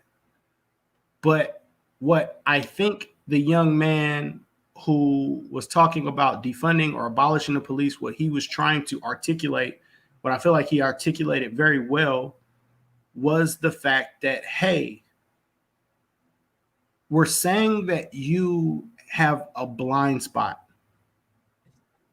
And we're saying that that blind spot can cause you to treat people unfairly at times. We're also saying that you treating someone unfairly at times can be dangerous, and that it can cause harm. And we don't like that. And we would like to revisit some of the services that you offer. Maybe it shouldn't be you that shows up in certain occasions. And I think that is a fair, and I'm trying to be as unbiased as possible. I think that's a fair conversation to have for a public service without anybody getting or jumping to conclusions about what that means. 2020 is trash. Does anybody want to say anything about what's happening in 2024 we move forward? And I just hope that I don't even know if it's a hope. I don't even know what it is at this point. I just want everybody to vote. And that's really all I can say about that. The rest of the stuff, I don't think we can. You know, unfortunately, we lost a lot of good people, great people, but it's sometimes out of our control. You know what I mean? We lost Kobe, but Black Panther and so many others. But I think you can control what you can control. And part of that is voting in November, at least. All the time. Participate all the time. Let's make the world a better place. We can start at home. I think what Bryce said is right. We have to control the controllables. We're not in control of death. That's not something that we can control. So we don't know. We don't even know when our time on this life comes to an end. But we can control enacting change. We can control empowering change, and we can still control hope. As tired as I am, as upset and angry as I am about everything that's going on, there's still a hope that we can continue to do good works to make change. Because we have to understand it's not about us. It's about our kids and our kids' kids and our kids' kids' kids. That we may not see the fruits of our labor by the work that we're putting in to make this change. But they might. Or their kids might. Because you got to realize that our grandparents, some of them weren't able to see the fruits of their labor, of being able to vote, of being able to see an African-American president. Yep. So we've got to continue to have hope. And as we're doing that, I go back to Black Panther, Chadwick Boseman. Because without Denzel, there would be no Black Panther, if y'all haven't seen that video. Yeah. What he was able to do for that young man. So we've got to continue to pour into these young men and these young women all over the world. Whether they're white, black, blue, brown, it does not matter. Because really, it comes down to loving your neighbor. And if we can't love our neighbor, then we're going to continue to have some of that stuff that we saw in that video, in these videos that we're seeing. But if we go to the police part, maybe we do have to start thinking about something different. Not the fact that we don't need police, but the fact that we've got to have some kind of avenues of how we're going to vest or vet these police officers before they get on the streets. This kind of way. Maybe some changes to the job description too, Huff. I don't think that's wrong. I don't think at the scene of a car accident that sending an assurance adjuster instead of a police officer, I don't think that's necessarily a bad thing. I don't think someone having a mental health issue, where we've seen that lead to death sometimes, or somebody getting shot or somebody getting hurt, I don't think sending a psychiatrist or sending some sort of social worker is necessarily a bad thing. We may need to revisit some things, but I think what you said. My bad. Go ahead. I just think loving your neighbor is really important. I think here in recent times, we've learned that the LGBT community was our neighbor, and we weren't necessarily being sensitive to the needs of that community. And we've started to learn to do better. I think that we all have to realize that we have neighbors that come from different backgrounds, that experience different things living in the same communities that we live in, and we need to be mindful of what our neighbors are going through. Right now, we're talking about the needs of Black lives. And that's called empathy. Yes. That's called empathy. And until we can have that empathy, we're going to be in the same spot until people can put themselves in somebody else's shoes. We're going to have the same problem over and over again. You know, I heard something that asked, what is, I don't mean to get on my pitch, but what is 2020 trying to tell us? What is it trying to teach us? Because everything that we're learning right now is a teachable moment.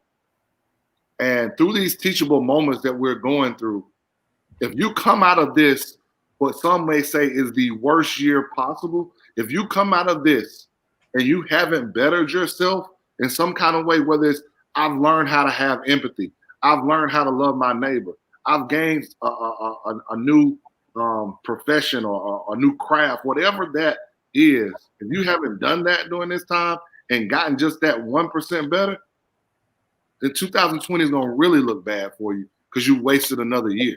2021 going to be looking bad for you because you ain't right. What I will say is like, it's about two different things. And the police situation to me is no different than any other person training for any other job, which you have to be qualified for that job. And usually on that job description, it says, or that job application, it says you need X number of years, 3 to 5 years to be a Division I college basketball coach, whatever the job title is. And I don't know necessarily about policing because I've never been one, but it seems like they go to the academy and they have training and they get a gun right away. And that can go bad. I mean, I just don't know. And like I said, I don't even know if that's the case. It just seems like that's probably what happens. Well, why am I able to tote a handgun after 6 months? Right. So I'm going to add something to that. As a teacher, when you fill out an application in a new county, it says, have you ever had to resign? I can't remember the exact words, from another position in another county or whatever. How many times is that being asked by a police officer? And I don't know, it could be, but that's a question I need to, and are they doing enough research to find out, well, why did you resign?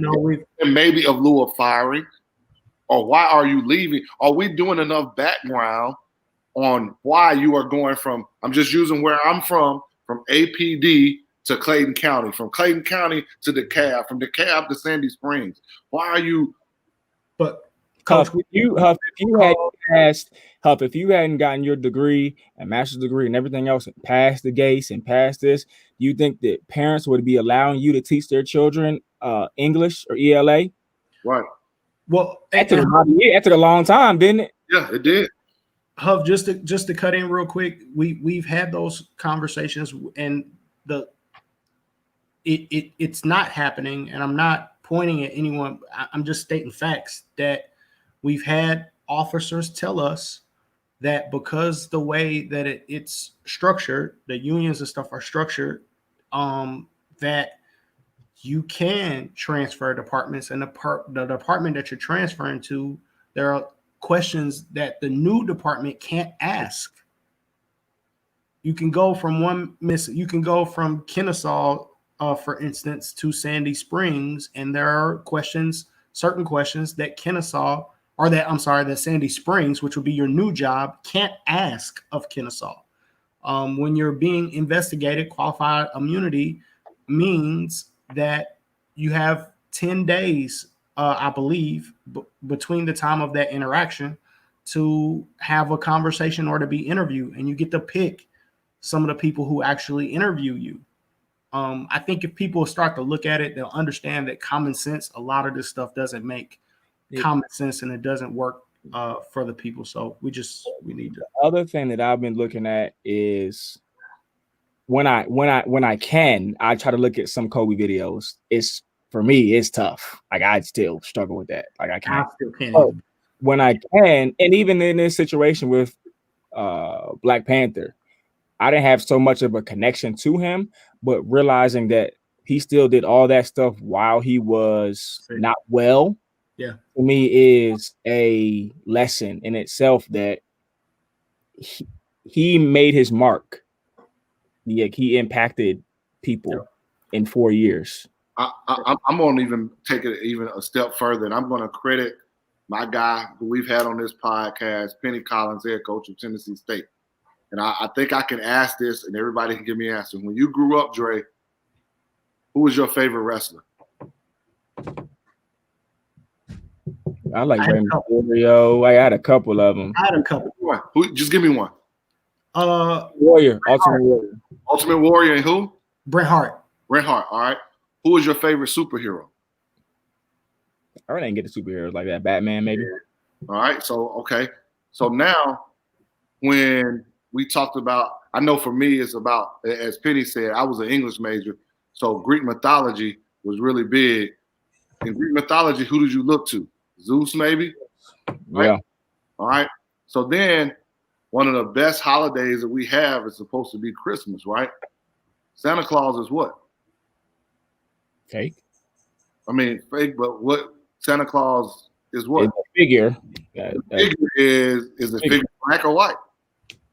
He's white, I guess, in some places. I don't know. You gotta realize the impact that the Black Panther had, not just on kids, but it had on even 60 to 70-year-old people who dressed in African garb to go watch a movie.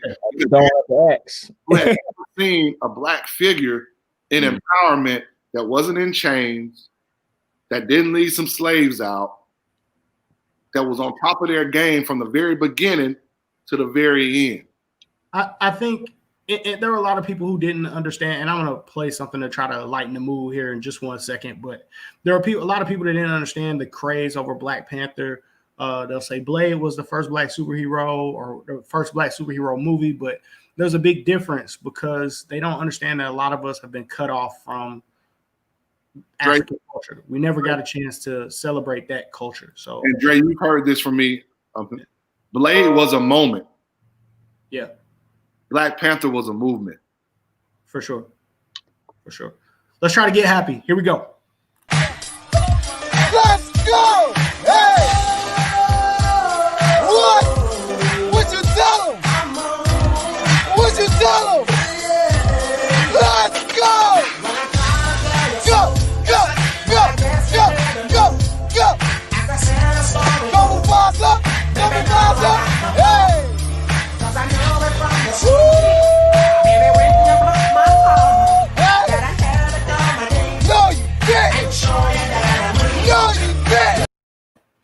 Hey, that makes me feel better, bro. I don't know. That makes me feel better. Return to Mac makes me feel better.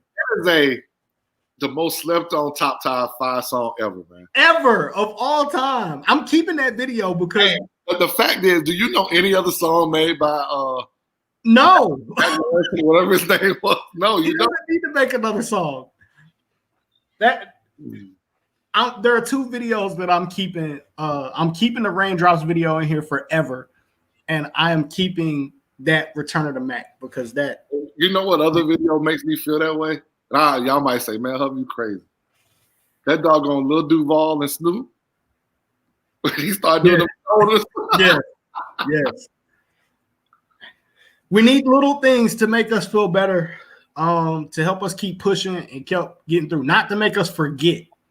It's okay to try to feel better and not forget. So let's keep pushing. We've got to keep pushing this movement, man. I know Bryce talked about voting in the election, but we got to keep pushing this movement, man, of being better, having better people out there, just making change.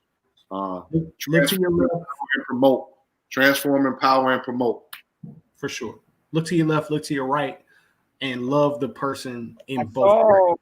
I want to say I saw some AAU programs, I want to say in New York, that are working together, that are renting out vans and buses to get people to vote. And you know what? That brings it to a great point. If anybody wants to get involved, hit up my man Mario Mays. If you want to get your high school or AAU program involved with this, hit up my guy Mario Mays with his Beyond the Bench nonprofit. Holy Innocents will be a part of it. I know Langston Hughes is going to be a part of it. I think South Cobb. We are doing voter registration drives during the month of September around this state. Join in. Let's go. Let's get it. I think everybody should participate. I would love to see every eligible voter in the entire country participate. Don't let them suppress our vote. and vote. Yeah, we need everybody. Are we gonna do start, bench, cut? Oh man, this might get Bryce a little heated. Go ahead, Huff. All right, you got That's three. how we ending the show now, Huff. Make it good. Start, bench, cut, Bryce. Oh, start, bench, cut, Bryce. John Stockton, Gary Payton, Jason Kidd. You didn't see his eyes, Dre. John Stockton. Gary Payton, Jason Kidd. Okay, I got you. All I'm going to start Gary Payton. I'm going to bring John Stockton off the bench, and I'm going to send Jason Kidd packing. Oh, Jason Kidd's the only one that won the championship now. I'm just gonna say that, but keep going. That's what I was about to say. I like the glove. I like the glove starting the game. I like Stockton coming off and facilitating, and I don't have a spot for Kidd right now. Oh wow. Okay. Is it? Am I supposed to go now? Yeah, it's on you now. John Stockton is your starting point guard. Jason Kidd is coming off the bench, which I could flop and go either way. To me, that is a 1 and 1A conversation. But GP, Gary Payton did rent a wing in Miami. I just forgot. How you win one matters. How you win one matters. I'm not knocking GP. If he would have won it in Seattle, that would have made me feel different than him winning it in Miami. So for me, I'm with you, Dre. John Stockton. You look at his career, man. Not the most athletic guy. That's what you're talking about. The steals and how he ran a team, and if I'm going to bench somebody, it's going to be Gary Payton because I think he can change the game when he comes in. His defensive intensity, the way he's going to get it, he's a dog. I can live with that. And then unfortunately, I got to cut my guy Jason Kidd. But I actually, you know what? Sometimes though, over Jason Kidd though. Yeah. But sometimes when you bring somebody off the bench, you're looking for offense, and I feel like Stockton's gonna get sometimes, yeah. They made my boy John Stockton play with Jeff Hornacek. What was the old boy's name? The dude that Jordan pushed off on Byron Russell. Like, look who they had my boy playing with. Greg Ostertag. Yeah, look who they had my boy playing with, dog. Like Carr coming off the bench with Chris Morris. Like that to me, that can't go. Look who they had my guy playing with, dog, and he's still. All right. Here's our last one for the day. That was a good one. This is really gonna get you, Bryce. Start, bench, cut. He got game, blue chips, or above the rim. First and foremost, we starting. He got game because that's probably the best. All right. What's the other two? Blue chips and above the rim. I'm probably going. You know what? This might sound crazy, but I think I'm gonna send. I think I'm gonna send above the rim packing, and I'm gonna bring blue chips off the bench. That's.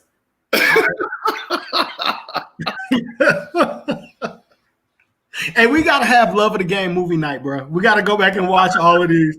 We gotta have. We gotta go to your house. You know, you got the humble abode. We can put it in your backyard and have a big screen in the backyard. It is what it is. Fast. Come on. We need to have love of the game movie night. We need crowd participation, man. Start, bench, cut with these 3 movies, man. He got game, blue chips, above the rim. Number 1. White Man Can't Jump is classic too. It is. You got White Man Can't Jump. You got Coach Carter. I mean, I could have. Coach Carter good. People love Hoosiers. I mean, for sure. Stop disrespecting above the rim. Above the rim is number 1. Hell no, bro. Starting above the rim? Yes. Above the rim is not better. He got game, bro. Above the rim also had the best soundtrack that went with the movie. You're tripping, bro. Above the rim has the Jesus best. Shuttlesworth. Nothing better than Jesus Shuttlesworth, bro. I'm sorry. You're tripping, bro. Above the rim had Tupac. It had Tupac, and the best soundtrack to go with a basketball movie of all time was Above the Rim. Nah, you tripping, bro. So, Jesus Shuttlesworth showed you what it was like being like that, like an all-American dude from the city, from the projects. Everybody throwing you stuff. You got all the shoes, bro. That's a documentary, Tori. I want to include that. That's more of a documentary. I gotta cut Blue Chips, and I love Blue Chips, and that's a movie that I still watch to this day. But I do agree with Bryce. He got game, even though I don't think Ray Allen can act at all. Denzel saved the movie. Denzel saved the movie and made it rock. Look at that. Well, hey. Oh man. All right, so I'm starting He Got Game. And here's starting that game, bench above the rim, throw away Blue Chips. I'm starting He Got Game because it showed high level prospect and what goes on when he's getting recruited, and then it played into the fact of how people try to come back into your life who once you get big time, you know, get hot. Yeah. Right. Then it had Denzel, and then it had Save the movie. Had some pretty good looking women in it. So the storyline was better too. Here we go. Hey, the shoes were better. Avon Barksdale. Bro. So now here's the listen, and He Got Game. He get out of jail and go get the fresh J the 12s. Jesus Shuttleworth got the phone posits on. Like, bro, it's just a better basketball movie. Like, it's the culture. So now Loving Basketball was very good too. So now this is where it's tough. I'm going Blue Chips because, man, I'm so disappointed. I know you're disappointed. I realize, man, that movie had basketball stars in it. Penny was throwing oops to Shaq before it really happened. Yep. And the realness of what was going on in that locker room. Come on, bro. Like, in Above the Rim, Wilt Chamberlain was in the movie and he threw and caught his own pass. That's not really. Above the Rim has some real good parts too, but like Georgetown, I don't know. The soundtrack makes the difference. Like that. Hey man, you don't remember when he went to go when Nick Nolte goes to find Shaq and he goes all the way in the back of Algiers, Louisiana, and this I don't even know what kind of gym that was, bro. Yeah, that gym was when he goes to get Penny and all the coaches are lined up outside to talk to him and they at the game, like. Hey Huff, but tell me you wasn't listening to H-Town's Part-Time Lover on the Above the Rim. She got the soundtrack. I said the movie. You was going to the Above the Rim soundtrack to close the deal, Huff. Wow, yes, sir. Okay, hey man, last question before we got out here. I'm going to assume that there's been a time in your life that there has been someone at your house who shouldn't have been at your house. Where is the weirdest place that you have found something trying to clean your house to make sure there's no evidence of someone being in your house at your house? Bro, I ain't trying to go down that path right now. Hey, Bryce, do you be like all up under the bed? Do you look in every drawer? Do you check the bathroom and make sure nothing got left? What's the process? Bro, I ain't gonna go down the road right now, bro. Locke is not on here. Locke is the one who answered that question. That's not a question for me. That's a lot question. Yeah. He'll have an answer for you that we never even thought about. But for me, if I was trying to hide something and I was trying to clear something up, I'm gonna miss a spot that I was supposed to get. So I think we all do, Bryce. But yeah, I ain't trying to go down that road. I ain't got nothing to do with that, shorty. Y'all supposed to be with the smoke, dog. Now we gotta close the show with no smoke. You can answer the question. That's our show for the night. We love you guys. We'll be back Thursday, man. We got a great show lined up from Thursday, man. We showing love to South Atlanta. So we got Brad on the show from EYA. So we'll show love to Infinite Skills. A girl left her earring under the couch. That is intentional. That's the type of stuff I'm talking about. She did that on purpose, bro. Oh yeah, they definitely doing that on purpose, bro. I'm not trying to get nobody a Fed charge. We're talking about history, man. Long time ago.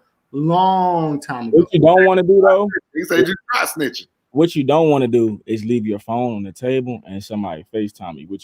If you gotta go to the bathroom and get up at the dinner table. Yeah, there was no FaceTime for me back in the day, so I have to worry about that. Don't want to do that, bro.